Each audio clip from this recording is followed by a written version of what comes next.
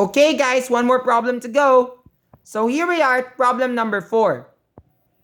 So we have angle NOP, angle NOP.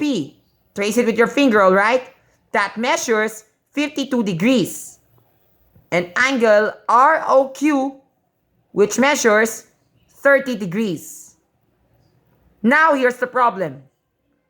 We are asked to find 3 of these missing angles. 3 measures of the 3 angles. The measures of 3 angles pala. Alright? Like for instance, angle POQ. And angle ROP. And last but not least, angle NOS. Alright? Now here's how you solve each one by one. First of all, let's start off with angle POQ. Again, I think this is kind of easy. You know why? Look.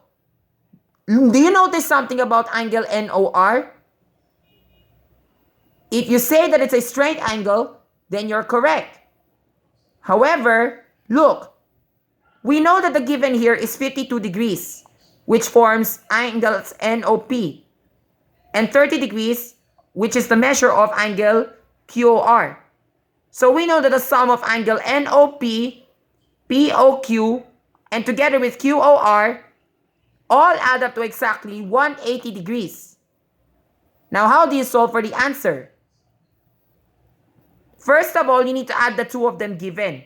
Then subtract whatever answer you get once you add up the 2 from the literal 180 degrees. Like this. Okay, now here's the solution. We have 52 plus 30, right? So that's it. So that's 82. Do the summation. Then we need to subtract that from 180. So 180 minus 82 is 98 degrees. Therefore, the measure of angle POQ is 98. There we have it. 98 degrees ang measure ni angle POQ. Alright? If you want to add them all up to double check to see if you get 180, that would be better. So to double check, here's how we do it. 52 plus 98 is equivalent to 150, right? 10 and then plus 1, carry 1 to 5, 9, 150, tama. Then 150 plus 30 degrees, tama, 180 degrees. So we're correct. So the true measure of angle POQ is 98 degrees, which is what we get also if I were to check using my protractor. 98. Although you can't see it because it's too close. Next, we are asked to solve for angle ROP. Again, this is easy. You know why? You're lucky now because we have already gotten the measure of angle POQ. So this makes it easier now to get the measure of angle R, O, and P. Angle ROP. How do you get the answer? Yup. Just simply add the angles that you do know. The measure of the angles that you do know. Which is angle POQ that measures 98 degrees. And angle PO and angle QOR pala, which measures 30 degrees. Add these 2 up and you get, what's the answer? Okay, so the measure of angle ROP is 128 degrees. Right? Which is also the same thing like what I get in my protractor. Last but not least, angle NOS. It's a bit tricky, but don't worry, you can still do it. But hey, take a look.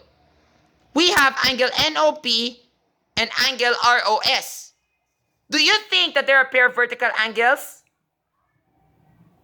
If you think they are, then you're deliberately correct. So this also measures 52 degrees. Alright?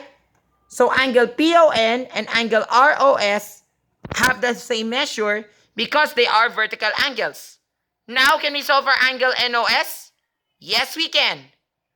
Actually, you can also apply vertical angles with angle POR. Because they're vertical angles with angle NOS. Or, if you want to try a more efficient way, you can add up all of the given angles that you see right here and then subtract that from the total, which is 360 degrees, correct? Why from 360 degrees? Because in order for you to make a full rotation, 360 degrees is needed. Okay, so to finalize things out, look at angle NOS. Did we get 128 degrees? We sure did. Either way, even if we had vertical angles, this one, or we add up all the given and subtract that from the grand total. And that's it. Now we have our answers. Leave a like if you do like this video.